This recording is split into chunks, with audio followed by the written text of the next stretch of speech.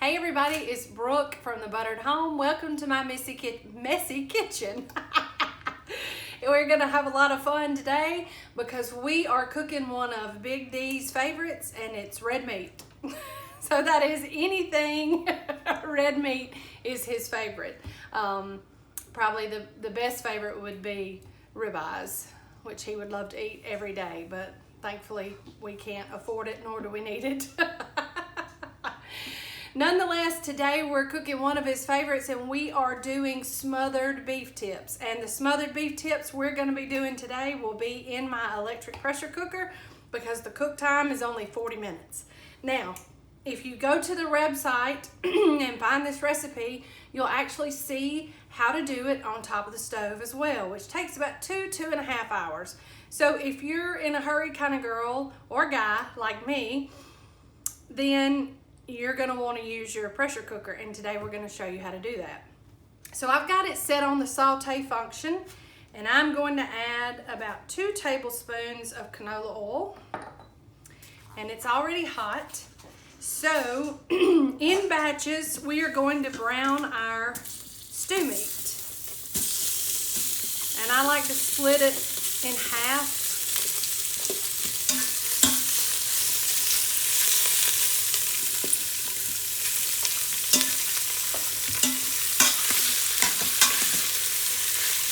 That way everything can kind of have room to get browned.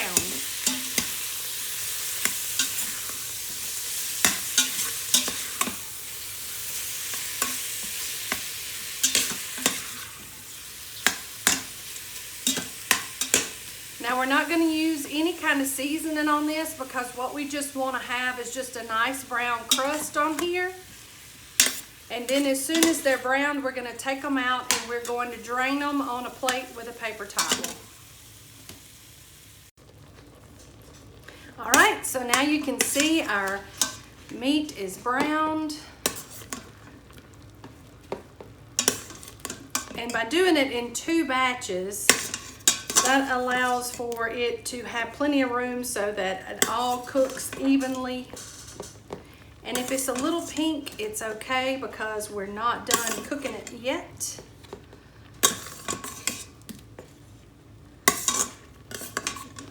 We're just gonna finish taking it up.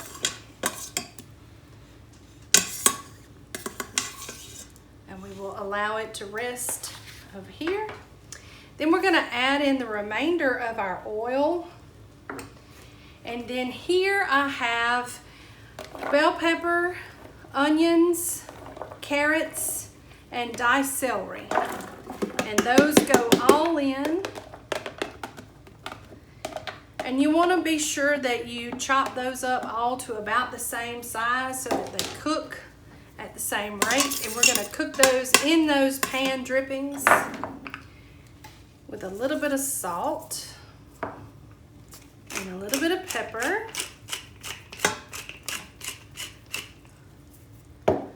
And then we're just going to cook those until they soften.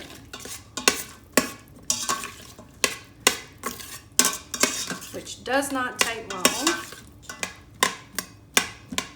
And a good rule of thumb here is mainly to just watch your onions, because when your onions get a little translucent, then everything, because it's all chopped to the same size, is good and cooked to where it's softened a little bit. We're just going to move those around and let them cook through.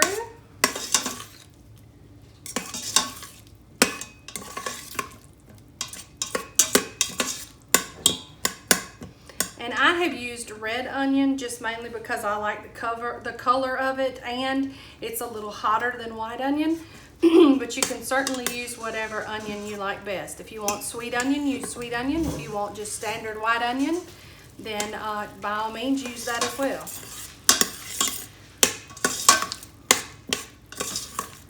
And it smells really, really good. All right, so my onions are starting to just get opaque.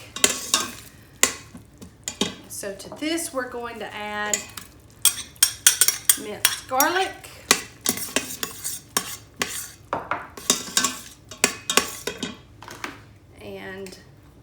paste. And that tomato paste will also help it thicken.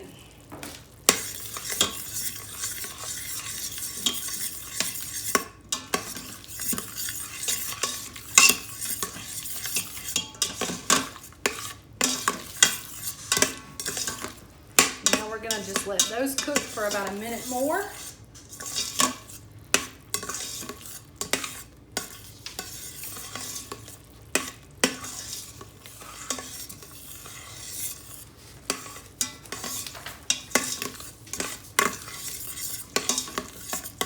And to this, we're going to add in some plain flour.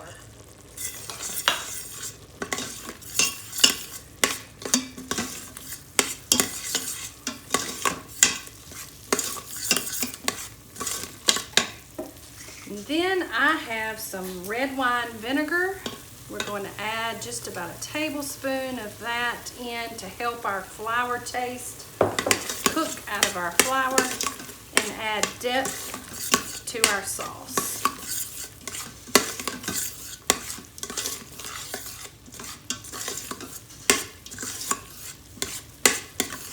All right, that has all come together nicely and has thickened.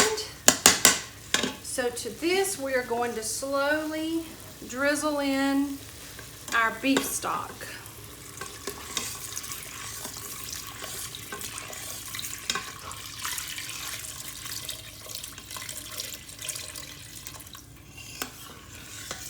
And mix that well,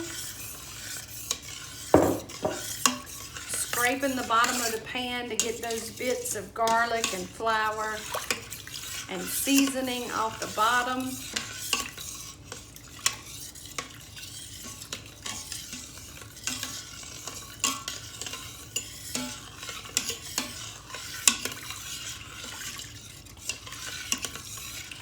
And we will just let this simmer a minute more, and you'll notice it happens rather quickly. It starts to thicken, and that is thanks to your flour and your tomato paste.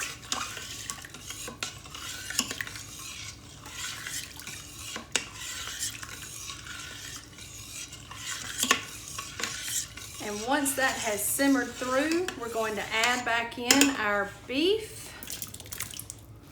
Carefully, because it splashes and that liquid is hot, hot, hot. And we're gonna give it a really good stir to help loosen up all that on the bottom.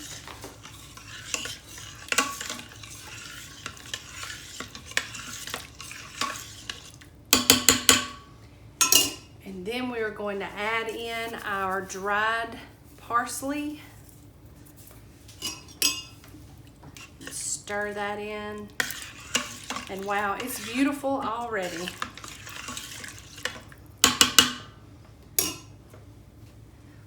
So now we take our lid and we make sure that it is secure, and then we turn the vent to sealed. And at that point, we are going to turn off saute, and we are going to hit pressure cook. And we're going to set that at regular, normal high pressure for 40 minutes. It should not take long to come to pressure because our pot is already hot. That is one of the reasons why I love cooking with this. There it goes. Is because whenever you use that saute function, you typically don't have to wait very long for the unit to come up to pressure. Normally, whenever you're using an electric pressure cooker, you have to wait 10 to 15 minutes for your dish, whatever you're cooking, to come up to pressure before your cook time actually starts to cook down. But when you use the saute function and prep in your Instant Pot or your Milthy pot like I have here, that cuts down on some of the time. So all in all, you have less than an hour for something that's slow cooked on the stove that takes 2 to 2.5 hours. And you can have a hearty meal on the table in no time. So what we're gonna do now is we're gonna let this cook. We're going to let the pressure naturally release for 10 minutes, and then I'm gonna come in and I'm going to release any remaining pressure in the pot, carefully open the lid, and we will be ready to eat. So we'll be back with the finished product for you. Thanks. Okay, everybody, we're back. I have already released the vent to release any remaining steam that was left inside of the electric pressure cooker. And a good tip is to either use a pair of kitchen tongs or a long spoon and just reach over and open it, because if there's any steam left in there, you can get burned. Trust me, it may have happened to me before. So we have released the steam that was remaining in the pot, and now we are going to carefully open that lid. I'm just going to set it to the side. You do have these nice little rungs that you can set the lid into, but I'm not using that so that you can see the whole dish. So here we have our beef tips. They smell wonderful, and they will just fall apart as we eat them because this 40-minute cook time has simulated a slow cook, and so they are fantastic and they are tender and they are ready to go. Now, you'll notice that my stock is kind of thin, so if you wanted to thicken this up, we like it this way. But if you wanted to thicken this up at this point, you could turn your unit back on saute and thicken this to your desired consistency. But we are ready to eat. So I'm gonna dish this up and show you how beautiful it is. So we have some mashed potatoes. This is also really good over rice, or good just right by itself. And some homemade bread. And this is Danny's dish for lunch. So we're just gonna take those beef tips and some of that gravy, and we're just gonna put that right over the top. We're going to finish it off with just a little bit of fresh parsley to brighten it up. And if the steam will go away, you can see what a beautiful hearty dish this is. So now you have this beautiful luxurious gravy and these beef tips and vegetables all cooked to perfection in less than an hour. Now never fear, the instructions, which will be at the bottom of this video, will also have the instructions on how to slow cook it on top of the stove.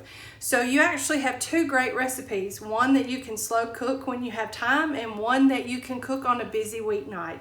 So we hope that you will join us back here at The Buttered Home. Follow us on Facebook and on Instagram.